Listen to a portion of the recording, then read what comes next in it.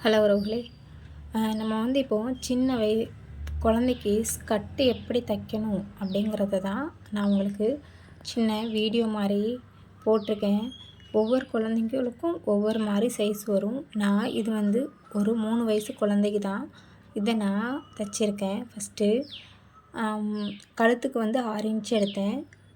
6 இன்ச்சிலேருந்து 3 inch அதில் cut பண்ணிட்டேன். முன் நெக்குக்கு 3 இன்ச்சு தான் வச்சேன்.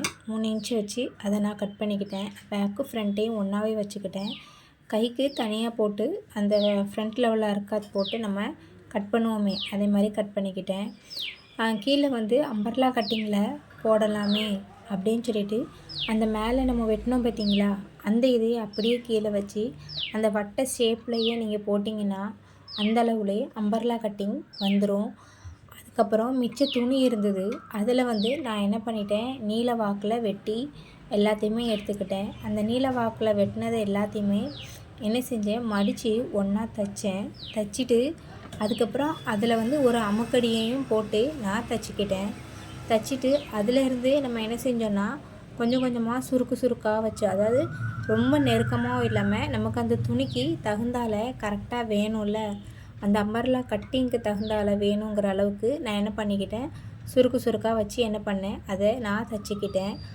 அதுக்கப்புறம் அந்த பாட்டம் இருக்குது பார்த்திங்களா, மேல் பீஸும் அந்த அம்பர்லா கட்டிங்கையும் நம்ம என்ன செய்யணும், ஒன்றா ஜாயின் பண்ணணும். நீங்கள் இப்போ இந்த வீடியோவில் பார்க்குறது அந்த ரெண்டையுமே ஒன்றா ஜாயின் பண்ணுற வீடியோ தான். அதை பார்த்ததுக்கப்புறம் அந்த பீஸ் வெட்டி வச்சுருந்தேன்ல, துண்டு துண்டாட்டு ஒரு 6 பீஸ் வெட்டி வச்சுருந்தேன். அந்த பீஸை கொஞ்சம் பெருசாக நான் சுருக்கு எடுத்து தைச்சிக்கிட்டேன். ஏன்னா அப்போ தான் கொஞ்சம் கீழே ஃப்ரீயாக இருக்கும். சிக்குட்டு, அதாவது தட்டி விழாமல் இருக்கிற அளவுக்கு, சிக்குட்டு முக்குட்டு அப்படின்னு சொல்லுவாங்க, அந்த மாதிரி இல்லாமல் கொஞ்சம் நான் பெருசாகவே வச்சு நான் தைச்சிக்கிட்டேன். அது உங்களுக்கு வீடியோவில் பார்க்கும்போதே ஈஸியாக தெரிஞ்சிடும். நார்மலாக உங்களுக்கு ஸ்டிச்சிங் தெரியும்னாலே அந்த எப்படி தைக்கணுன்றது உங்களுக்கு அந்த இதில் தெரியும். இல்லை அப்படி தெரியாது அப்படின்னா எனக்கு கமெண்ட்டில் சொல்லுங்கள். நான் வேணால் அது தனியாக ஒரு வீடியோ மாதிரி வேணால் எடுத்து போடுறேன். அதுக்கப்புறம் அந்த அம்பர்லா கட்டிங்க்கு கீழே அந்த மடித்து தைச்சதையும் இதையும் நான் சேர்த்து வச்சே ஒன்றா அட்டாச் பண்ணிவிட்டு அதுக்கப்புறம் அதை பரட்டிட்டு என்ன பண்ணேன், நான் ஒரு அமுக்கடியும் போட்டு வச்சுக்கிட்டேன். ஏன்னா சில துணிகள் நமக்கு அப்படியே நூலாக பிரிஞ்சு வர மாதிரி இருக்கும். அதனால் இதை நான் அப்படியே அமுக்கடியும் போட்டேன் இதுலேயே. இப்போ இது என்ன துணின்னு கேட்டிங்கன்னா, பழைய நைட்டி துணி தான். நீங்கள் கற்றுக்கிறணும்னு நினைக்கிறவங்க என்ன பண்ணுங்கள், பழைய நைட்டி துணியிலே நீங்கள் கற்றுக்கங்க.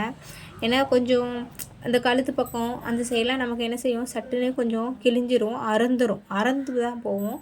அப்படி அறந்து போகும்போது நீங்கள் தையல் கற்றுக்கணும் அப்படின்னீங்கன்னா இந்த மாதிரி தைங்க. இது பாருங்கள், நான் மடித்து அடித்தது தான் இது.